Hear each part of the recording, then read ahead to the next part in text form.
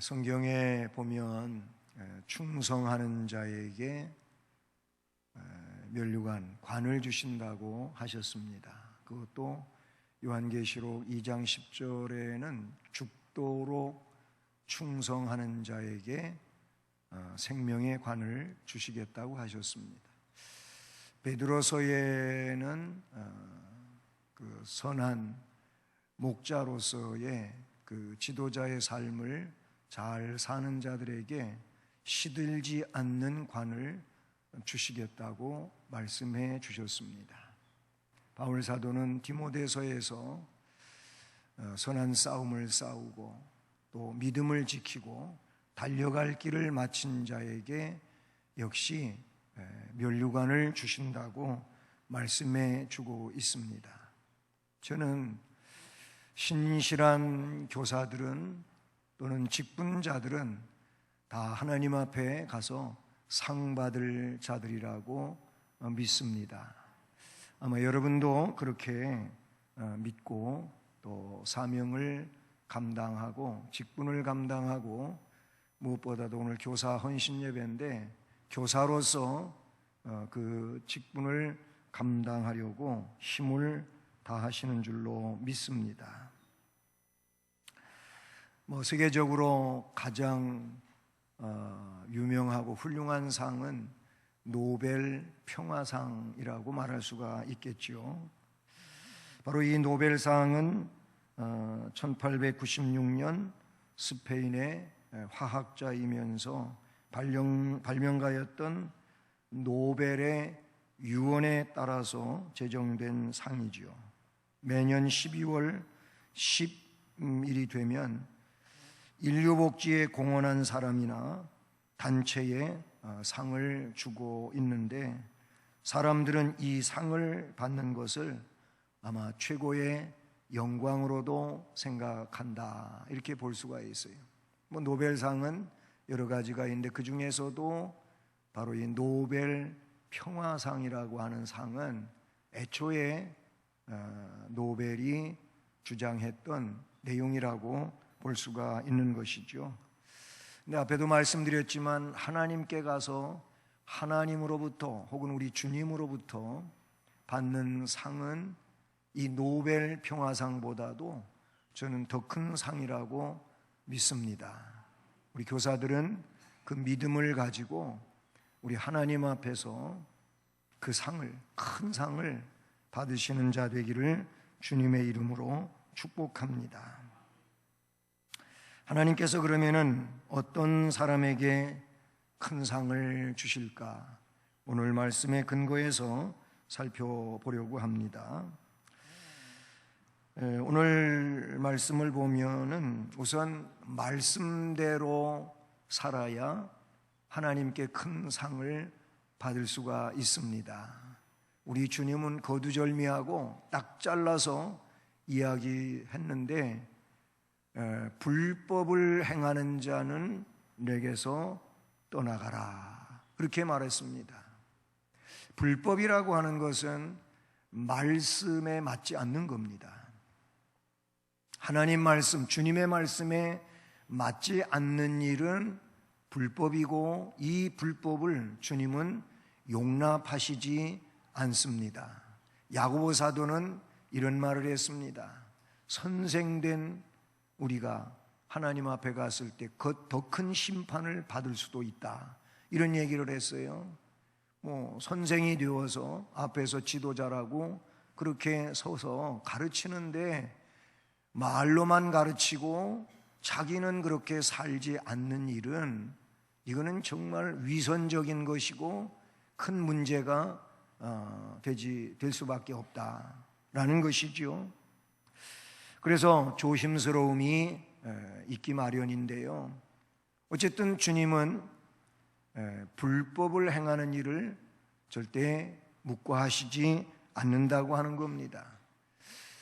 그러므로 그 말씀에서 강조하고 있는 내용은 무엇입니까? 말씀대로 살아라 라고 말씀해 주신 줄로 믿습니다. 시편 19편 11절 말씀을 보게 되면은 거기 이런 말씀을 기록하고 있습니다. 또 주의 종이 이것으로 경고를 받고 이것을 지킴으로 상이 크니이다. 거기서 큰 상을 이야기하고 있는데, 큰 상을 받을 수 있는 일이 이것으로 경고를 받아야 되고 이것을 지켜야 된다. 이게 뭡니까? 하나님의 말씀이지요. 그 말씀을 계명이나 율례나 규례라 법도라 등등 그런 내용들로 설명하고 있어요. 그건 전부 하나님의 말씀을 달리 표현하고 있는 내용들인데, 그 말씀으로 경고를 받고 그 말씀으로 지키며 살아가는 자는 상이 크다. 목동 다윗이 하나님의 말씀대로 살아갈 때 결국은 하나님께서 그를 마음에 합한 사람이라고, 마음에 드는 사람이라고 그렇게 말씀해 주셨으며, 그 목동 다윗을 목장에서 빼내가지고 이끌어내서 그를 사울을 이어서 이스라엘의 왕국을 이끌어가는, 그것도 가장 크게 하나님 맡겨주신 이스라엘의 지도자로서의 귀한 직위를 감당하고 이끌었다는 점이죠. 목동이 왕이 되는 일은 역시 하나님 말씀에 절대 순종하고, 그리고 그 하나님 말씀이라면 껍벅 죽는 겁니다. 골리앗 문제 아니에요. 왜 그렇게 그가 생각했습니까? 하나님은 살아서 역사하시는 하나님이시기 때문에 인간이 정말 거인이고 굉장한 힘을 가지고 있고 어마어마한 무기를 들고 있다 할지라도 하나님이 치면 문제 안 된다는 거죠. 나 다윗은 비록 그 앞에 정말 소년이고 작은 자이지만 하나님이 나를 들어서 쓰신다면 나는 골리앗을 이길 수 있다고 하는 이 신앙과 자부심을 가지고 결국은 골리앗을 하나님 은혜로 무너뜨리는 이런 상황에 나아가게 되는데, 그게 뭡니까? 하나님을 믿은 겁니다. 하나님의 말씀대로 행한 겁니다. 솔로몬이 나중에야 타락했지만은 초기에 그는 왕으로서의 자기 지위를 잘 지켜가기 위하여 하나님께 기도하지 않을 수가 없었고, 일천번제를 하나님 앞에 드리게 됩니다. 일천번제를 드린 그 솔로몬에게 하나님은 꿈에 나타나서 내가 너한테 어떻게 해주기를 원하니? 네가 원하는 게 뭐냐? 라고 했을 때, 하나님, 저는 정말 아이 같은 존재여서 너무나도 부족합니다. 나라를 잘 이끌 수 있는 지혜를 저에게 주십시오. 얼마나 정말 겸손하고 아주 아름다운 모습입니까? 그래서 하나님은 마음에 쏙 드셔 하셨고 그에게 전무후무한 지혜를 주시게 됩니다. 너의 전에도 너 같은 자가 없고 너의 후에도 너 같은 자가 없을 것이다 하시면서 그에게 권세도 주셨고 수도 주셨고 부와 귀도 그에게 주신다고 말씀하셔서 그는 진정 영광을 누린 왕의 한 사람으로 성경에 나타나고 있어요. 늘 은혜를 사모하여 말씀에 순종하며 살았던 사람들은 모두 그 시대를 이끌어간 리더로서 크게 쓰여졌다고 하는 겁니다. 특별히 하나님이 세우신 교회에서 하나님의 일을 하는, 주님의 일을 하는 저를 비롯해서 모든 지도자들은 말씀 언급한 것처럼 말씀대로 살아야 될 줄로 믿습니다. 우리 교사는 작은 목회자라고 하는 그런 표현을 쓰지 않습니까? 왜 그렇게 말합니까? 교사들에게는 영혼이 주어져 있어요. 몇몇의 어린 영혼이라 할지라도 귀중한 이 영혼들이 그들에게 붙여져 있다는 사실이죠. 그래서 그 영혼들을 상대로 말씀을 가지고 목회하는 자다, 이렇게 볼 수 있는 것이죠. 그러니 말씀대로 살면 그것이 하나님을 기쁘시게 하는 것이고 큰 상을 받는 그런 위치에 이르게 될 줄로 믿습니다. 신명기 28장 1절을 보면 내가 내 하나님 여호와의 말씀을 삼가 듣고 내가 오늘날 내게 명하는 그 모든 명령을 지켜 행하면, 즉 말씀을 지켜 행하면 네 하나님 여호와께서 너를 세계 모든 민족 위에 뛰어나게 하실 것이라. 아멘. 이 말씀에 대한 믿음을 우리가 갖고 나아갈 수 있기를 바랍니다. 말씀을 지켜 행하면 하나님 여호와께서 세계 모든 민족 위에 뛰어나게 해주신다고 하였으니 이것이 얼마나 큰 상입니까? 우리가 말씀을 지켜 행함으로써 이런 상을 받는 자 되기를 바라는 것입니다. 신명기 28장 10절에도 너를 여호와의 이름으로 일컬음을 세계 만민이 보고 너를 두려워하리라. 아멘. 말씀 순종은 결국 이런 은혜의 고지를 점령하는 복이 주어지게 되는 줄로 믿습니다.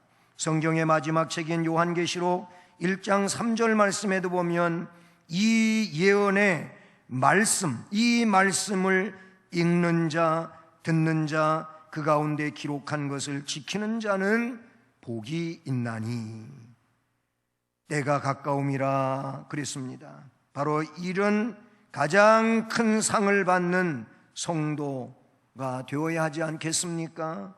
제일 훌륭한 영성은 말씀대로 사는 것인 줄로 믿습니다. 그래서 큰 상을 받는 교사 혹은 하나님 백성은 그 무엇보다도 말씀대로 살아야 되는 겁니다. 이거는 100번, 1000번을 이야기해도 그렇게 말할 수밖에 없는 내용이라고 생각합니다. 말씀대로 사는 교사요, 우리 모두가 되기를 주님의 이름으로 축복합니다. 그 다음에 말씀은 복음을 가르치든지 전하든지 복음과 관계된 삶을 사는 겁니다. 복음하고 관계된 삶을 살아야 돼요. 하나님이 교회를 세우시고 교회의 삶을 우리를 통하여 이루어가게 하시는데 아주 중요한 내용은 복음입니다. 십자가의 복음, 피 묻은 복음, 그 생명의 복음과 관계된 삶을 사는 것이 바로 주께 큰 상을 받는 내용이 되는 줄로 믿습니다. 오늘 이 말씀은요, 먼저 앞부분의 문단을 보게 되면은 어떤 내용에서 이 말씀으로 연결되어지냐면은 재물이 많은 사람이 예수님께 와서 어떻게 하면 영생을 얻을 수가 있습니까? 이 질문을 하게 됩니다. 그게 17절에 나오죠. 예수께서 길에 나아가실새 한 사람이 달려와서 꿇어앉아 묻자오되 선한 선생님이여 내가 무엇을 하여야 영생을 얻으리까? 영생에 대한 질문을 하게 됩니다.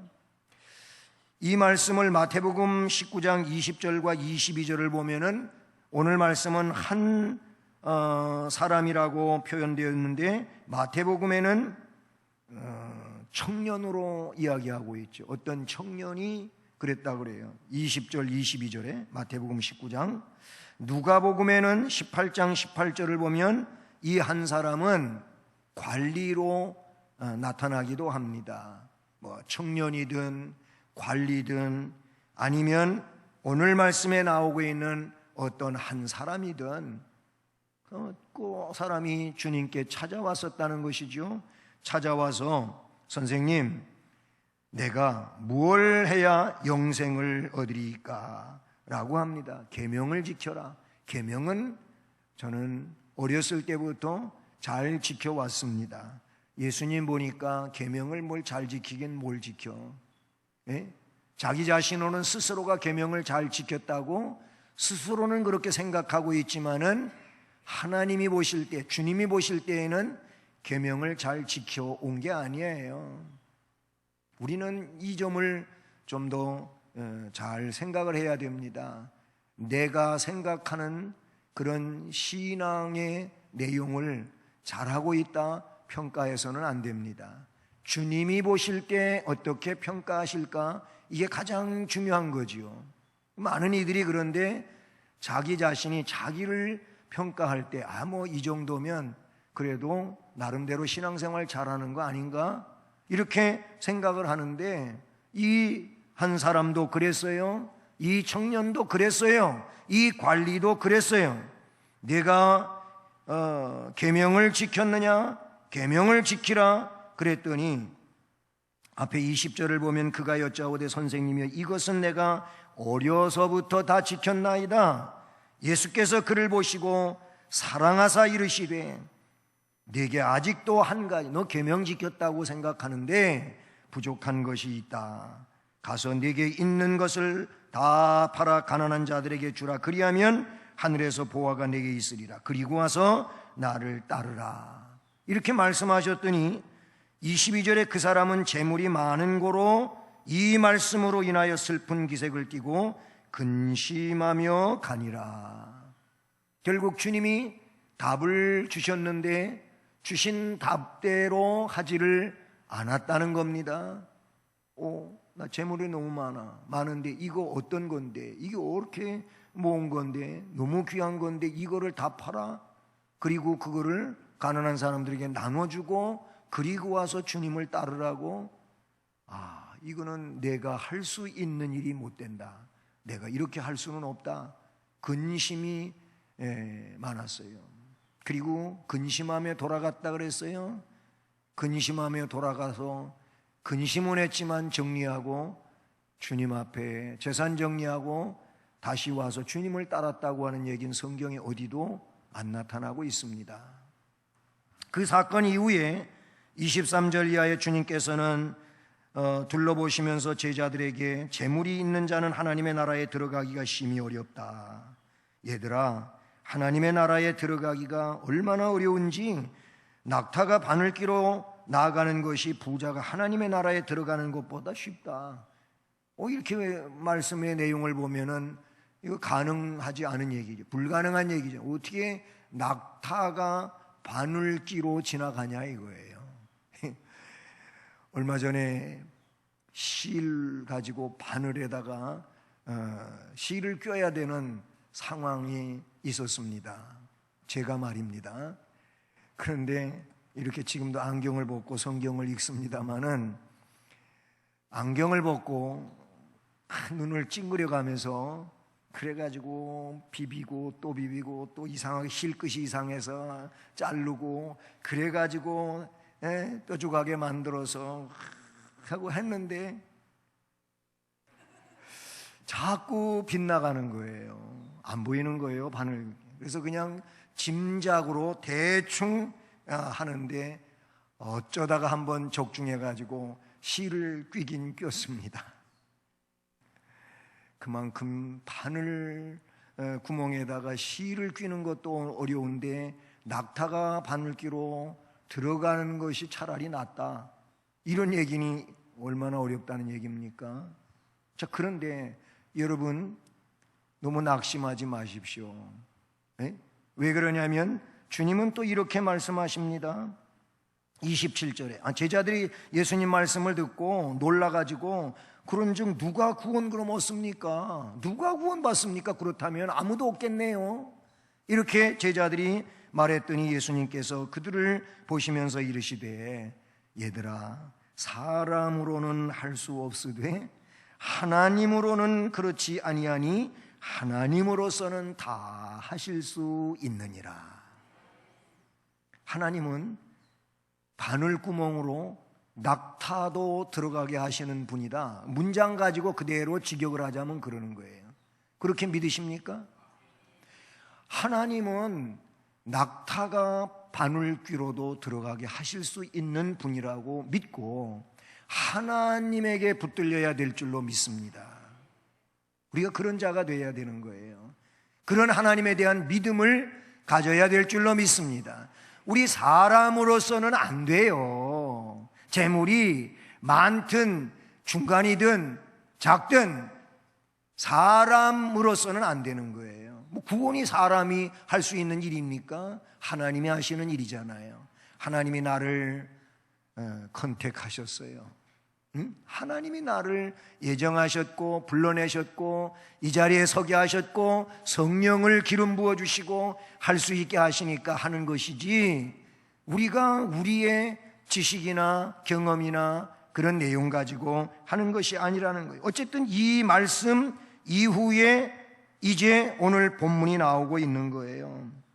사람으로는 할 수 없으되 하나님으로는 그렇지 아니하다. 하나님으로서는 다 하실 수 있다. 이렇게 해놓으니까 베드로 사도가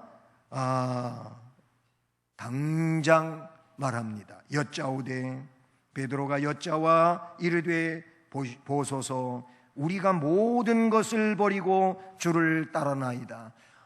그 관원 한 사람은, 그 청년 한 사람은, 그 한 사람은 재물이 많은 고로 그것 때문에 근심하며 돌아가고 말았는데, 주님, 우리 주님이 부르신 제자들은 지금 모든 걸 버리고 다 주를 쫓아오지 않았습니까? 주를 따르고 있지 않습니까?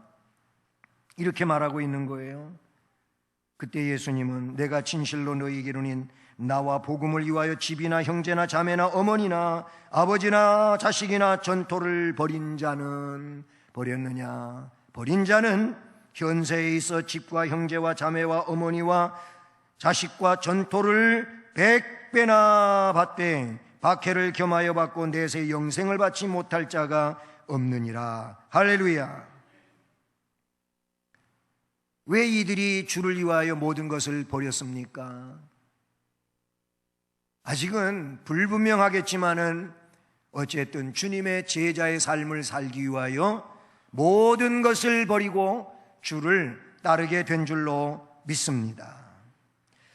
진정한 말씀의 지식, 우리가 말씀을 듣고 읽고 연구하고 혹은 큐티하고 하면서 말씀의 지식을 갖게 되었습니다. 그런데 가지고 있는 이 말씀의 지식, 이 진정한 말씀의 지식은 그냥 지식이 아닌 겁니다.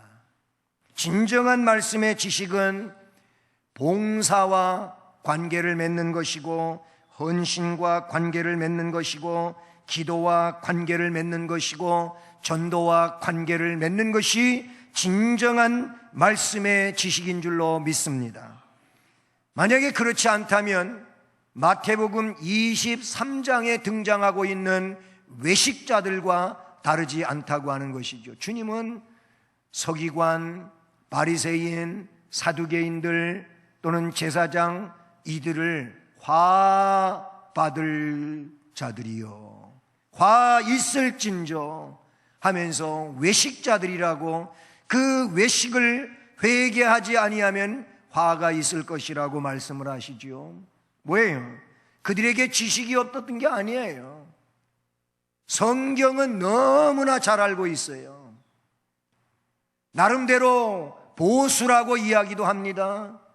그런데 그렇게 하고 있는 그들이 그 마태복음 23장에 보면은 다른 사람들에게는 어마어마한 짐을 지우면서도 자기들은 손가락 하나도 까딱하지 않는다고 이야기합니다.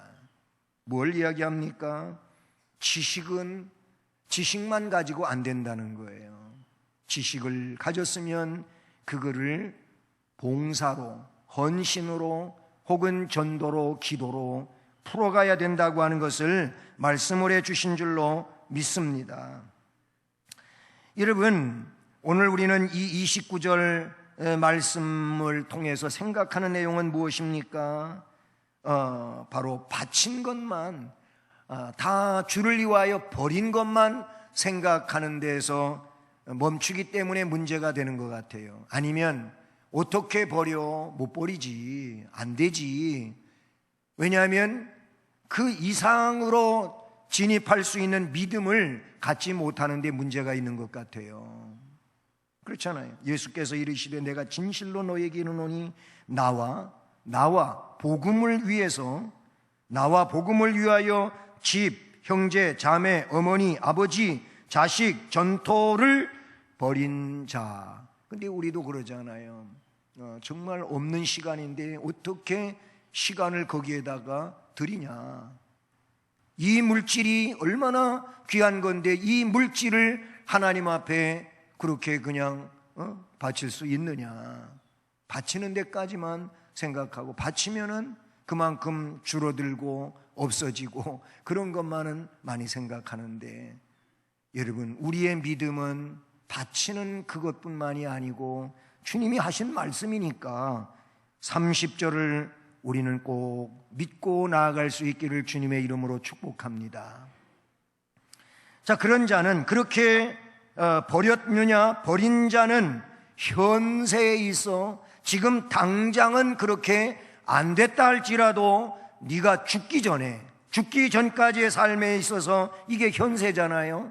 이 현세에 있어 앞에 그대로입니다. 집, 형제, 자매, 어머니, 자식, 전토를 몇 배로? 100배로 받되.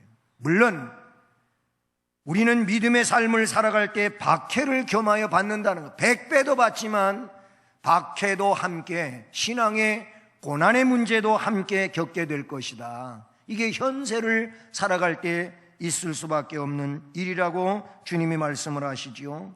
그러면서 주를 위하여 모든 것을 버린 자는 내세에 있어서는 영생을 받지 못할 자가 없느니라. 할렐루야.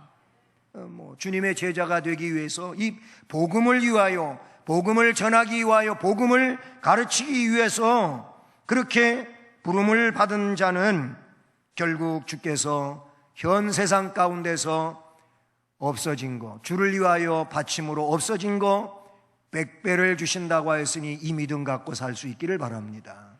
우리 교사들도 얼마나 요즘에 시간 내기 어렵습니까? 참 어려워요.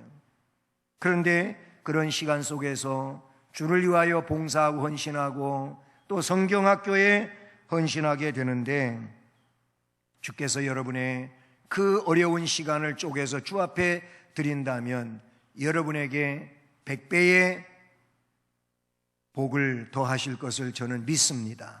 이 믿음으로 주님 앞에 기쁨을 가지고 영광을 돌리고, 그리고 내세의 영생을 받지 못할 자가 없느니라. 주께 다 내놓고 헌신했는데 그 사람이 영생을 받지 못할 자라면 누가 영생을 받겠습니까? 주께 대한 믿음을 가지고 그렇게 했다면 주께서 채워주실 줄로 믿습니다. 어느 분이 자기 아들에게 목회자의 길을 권했다고 합니다. 그러자 아들이 깜짝 놀라면서 또 정색을 하면서 아버지한테 묻습니다. 아버지, 그럼 제 인생은 어떻게 되는 겁니까? 네? 제 사생활은 어떻게 되는 겁니까? 아니, 제 꿈은 그러면 어떻게 되는 겁니까? 목회자의 길을 가라고 하니까 이 아들이 정색을 하면서 아버지한테 따져 물었다고 합니다. 그래서 더 이상 말을 건네지를 못했다고 합니다. 그 아들에게 믿음은 없지만 성직자의 길이 무엇인지는 잘 알고 있지 않나 하는 생각도 가져보게 됩니다. 그로서는 사생활은 사라지고 일생 십자가를 지고 나를 죽이고 섬김의 삶을 살아야 한다는 것이 도저히 받아들여지지 않았기에 정색을 하며 그렇게 아버지한테 되묻지 않았나 하는 생각을 갖습니다. 그러나 예수님께서도 자기를 감상적으로 따르려는 자에게 여우도 굴이 있고 하늘의 새도 둥지들이 있는데 인자는 머리 둘 곳이 없도다 하고 감상적으로 따라오려고 하는 그에게는 거절하셨습니다. 그렇게 해가지고 나를 따라오는 것은 나는 원하지 않는다라는 겁니다. 예수님을 따를 때 때로는 가족의 행복, 관계없는 결단을 내릴 때도 있지요. 인간적인 권리도 버려야 할 때도 없지 않아 있습니다. 자기 생명까지도 내놓아야 하는 이런 상황에 이를 때도 있습니다. 오늘 지금 우리의 입장이 그렇지는 않다 할지라도 이렇게 쉬운 길이 아니기에 그 일을 기쁨으로 충성하는 자에게 어찌 우리 주님께서 큰 상을 주시지 않겠느냐라는 겁니다. 마태복음 10장 40절로 41절에 보면 너희를 영접하는 자를 나를 영접하는 것이고 나를 영접하는 자는 나 보내신 이를 영접하는 것이니라. 선지자의 이름으로 선지자를 영접하는 자는 선지자의 상을 받을 것이고 의인의 이름으로 의인을 영접하는 자는 의인의 상을 받을 것이다. 아멘. 여러분, 우리는 복음을 위하여 사는 자들입니다. 예수 믿는 것, 하나님 섬기는 것, 교회 생활하는 것은 복음을 위하여 사는 겁니다. 복음을 전하는 것이고 복음을 가르치는 것이고 복음을 위하여 사는 것이 결국 우리 주님이 원하시는 것이고 이런 자는 큰 상을 받게 될 줄로 믿습니다. 그리고 담대한 심령이 큰 상을 얻게 되는 줄로 믿습니다. 여러분, 진정한 담대함은 뭘까? 진정한 담대함은 말씀을 믿고 인내해야 될 때 인내할 줄 알며 그 가운데서 하나님의 뜻을 행하여 가는 것이 진정한 담대함이라고 볼 수가 있습니다. 이렇게 인내해야 될 때 인내하지 못하는 이유가 뭐냐면 말씀에 대한 온전한 믿음을 갖지 못하기 때문에 결국은 무너진다, 그 얘기. 말씀을 믿으면 그 상황 가운데서도 말씀을 믿고 인내하면서 하나님의 뜻을 향하여 나아가게 되는 줄로 믿습니다. 그래서 히브리서 10장에는 35절 36절에 이런 말씀을 담고 있습니다. 너희 담대함을 버리지 말라. 이것이 큰 상을 얻게 하느니라. 너희에게 인내가 필요함은 너희가 하나님의 뜻을 행한 후에 약속하신 것을 받기 위함이라. 아멘. 담대한 자만이 믿음을 지킬 수가 있고 큰 상을 받을 수 있게 되는 줄로 믿습니다. 시편 27편 14절에 그래서 너희는 여호와를 바랄지어다. 강하고 담대하여 여호와를 바랄지어다. 강하고 담대한 믿음으로 여호와를 바라보고 나아가는 자가 결국은 승리하게 될 줄로 믿습니다. 디모데후서 1장 7절에도 하나님이 우리에게 주신 것은 두려워하는 마음이 아니요 오직 능력과 사랑과 근신하는 마음이라고 말씀해 주고 있습니다. 이사야 41장 10절 말씀은 두려워 말라 내가 너와 함께함이니라. 놀라지 말라 나는 네 하나님이 됨이니라. 내가 너를 굳세게 하리라. 참으로 너를 도와주리라. 참으로 나의 의로운 오른손으로 너를 붙들리라. 아멘. 하나님을 전능자로 믿고 그 하나님의 역사 안에서 복이 될 것을 확신하며 우리가 담대한 믿음을 가지고 나아가야 될 줄로 믿습니다. 나폴레온 힐이라고 하는 철학자는 현대인들을 파괴하는 7가지 공포에 대하여 이야기했습니다. 현대인들을 파괴하는 7가지 공포가 뭐냐? 첫째는 가난에 대한 공포라고 했습니다. 두 번째는 질병에 대한 공포라고 했습니다. 세 번째로는 실수나 실패했을 때 사람들이 비난하지 않을까에 대한 공포라고 합니다. 네 번째로는 사랑의 상실에 대한 공포라고 했습니다.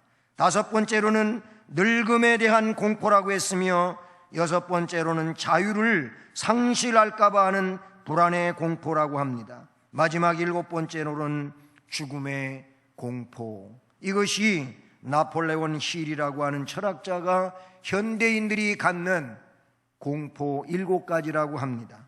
아마 이 7가지 공포의 7가지는 다가 아니라 할지라도 여러분들도 그런 공포를 가지고 있는 이들도 없지 않아 있을 것입니다. 왜 이런 공포에 놓이게 될까요?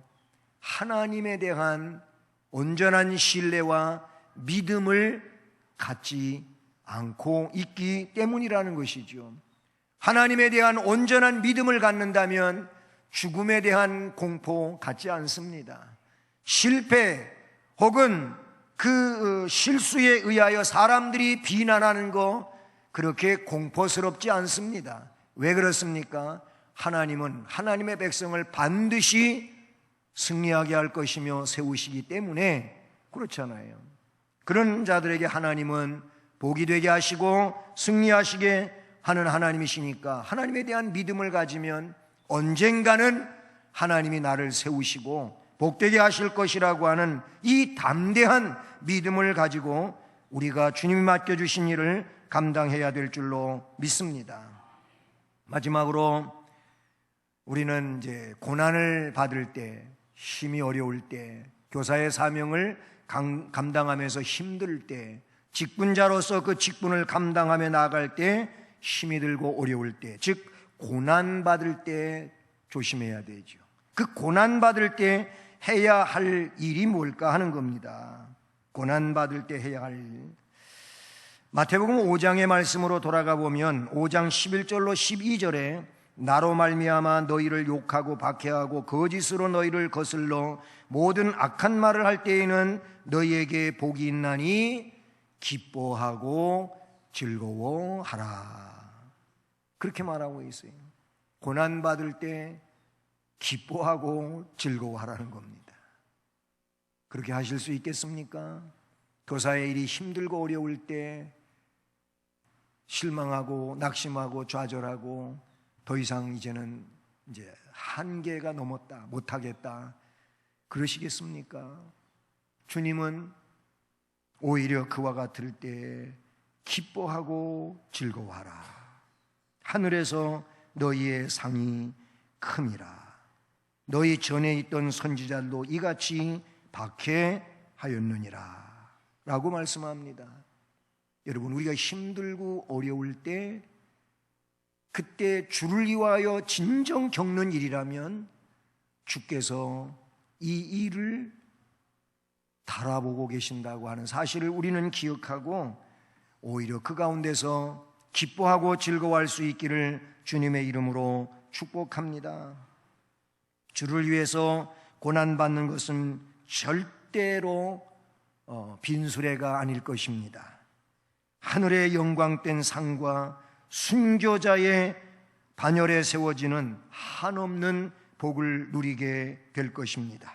그러므로 예수 이름 때문에 당하는 고난을 두려워하지 말고 즐거워하시기를 바랍니다. 힘들고 어려우면 그때 하소연하듯 예수님은 더 하셨는데, 예수님은 나보다 더 어려우셨는데, 예수님은 더 매도 심하게 맞으셨고 욕도 먹고 멸시도 당하고 옷벗김도 당하고 침뱉음도 당하고 그리고 뺨도 맞고.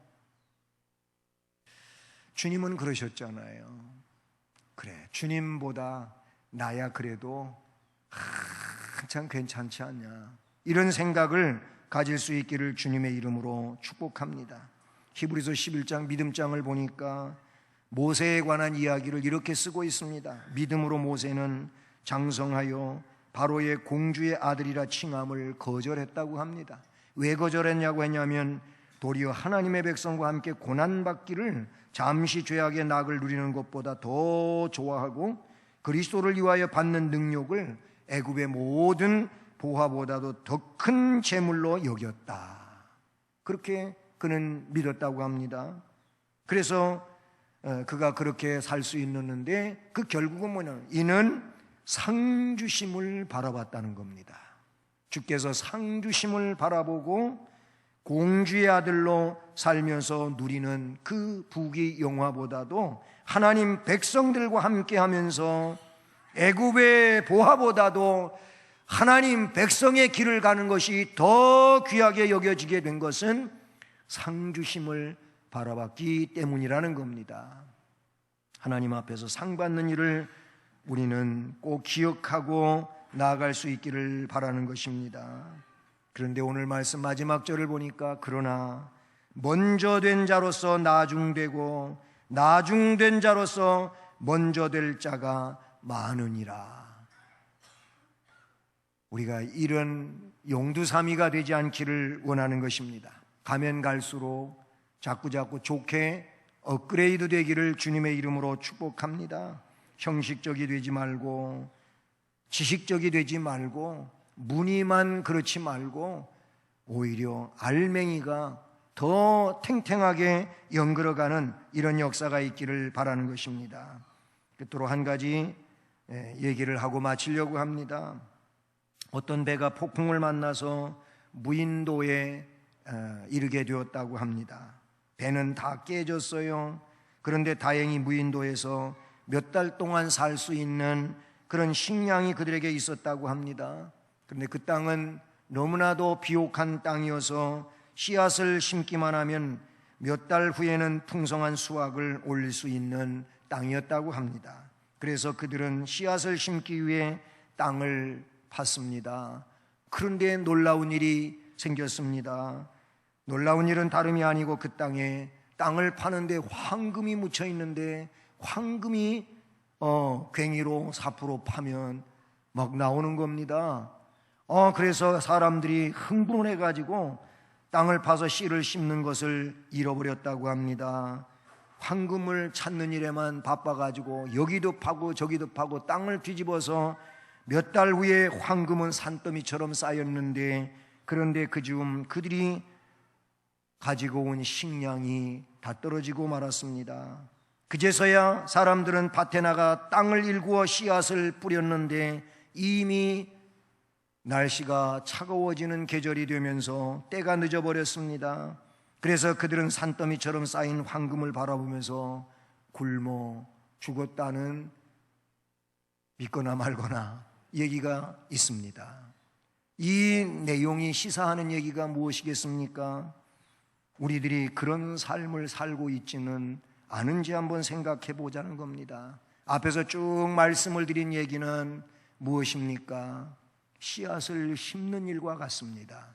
때가 되어 추수할 수 있는 씨앗을 심을 적기가 있는 겁니다. 그때 심어야 되는 겁니다. 때를 놓치고 나서 심으면은 의미가 없잖아요. 그런데 지금 땅을 파 뒤집어 보니 황금이 나온다고 그 황금 찾는 일에만 바빠가지고 그것만을 캐내기 위해서 씨앗을 심지 않고 때를 놓치고 말았다는 것은 오늘 우리가 살아가는 현실 속에서 해야 할 일이 있는데 그 일을 뒷전으로 하고 오히려 눈앞에 있는 이런 일들만은 따라가다 보면은 결국 그날 하나님 앞에 서는 날, 주님 앞에 서는 날, 그때 어찌 하겠습니까? 여러분, 하나님은 예수 그리스도 안에서 우리에게 주실 상을 준비하고 계시는 줄로 믿습니다. 바울도 그렇게 믿었습니다. 이 땅 위에서도 주신다고 오늘 말씀은 말합니다. 그런가 하면 영원한 나라에서 놀라운 상을 주실 것을 말씀하십니다. 이 상을 위하여 우리 교사들이, 직분자들이 현실 속에서 해야 할 일을 충실히 감당하면서 나아가는 은혜의 삶을 살아갈 수 있기를 주님의 이름으로 축복합니다. 사랑의 하나님 아버지, 감사를 드립니다.